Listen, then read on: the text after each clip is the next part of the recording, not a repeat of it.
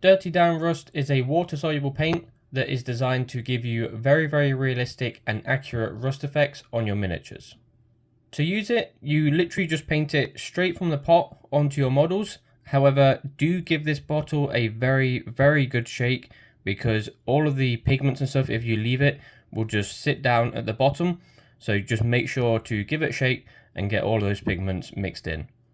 Now, whilst you can literally just put your brush into this pot and just paint it straight onto your model, one of the things I like to do is to put some of it into the lid.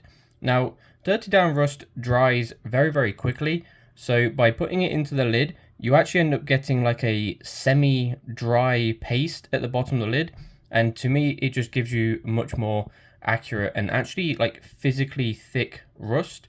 However, if you're going to do that, just make sure that you grab just a spare lid and just stick it on top so that you don't actually evaporate the rest of your Dirty Down Rust.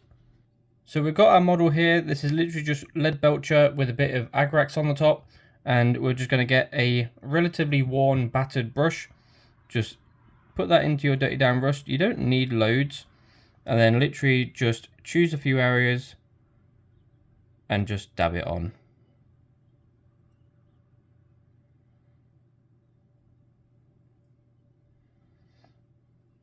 Now, with this being a water-soluble paint, if you think you have applied too much, you can actually just rinse off your brush, keep it relatively damp, and you can just reactivate it and move it around. But you can see already, literally as I'm talking, it is drying. And so we've got this like semi-dry paint in our brush. And now I like to come in and just dab this on as well. And you'll see that it will give you a mottled sort of physically thick kind of appearance. And here we go. Once it is all dry, that is literally all we have to do. You can see it gives you such good looking rust. I mean, honestly, like this product is now something that I just use all the time. You know, there's no point really thinning down something like Scrag Brown or anything like that when you can literally just use this. To take this to one step further, all you'd have to now really do is just come in with that Leadbelcher again. You can just literally just dry brush it on just to do a few highlights and a few little like scratches and stuff, and then it will look absolutely wicked.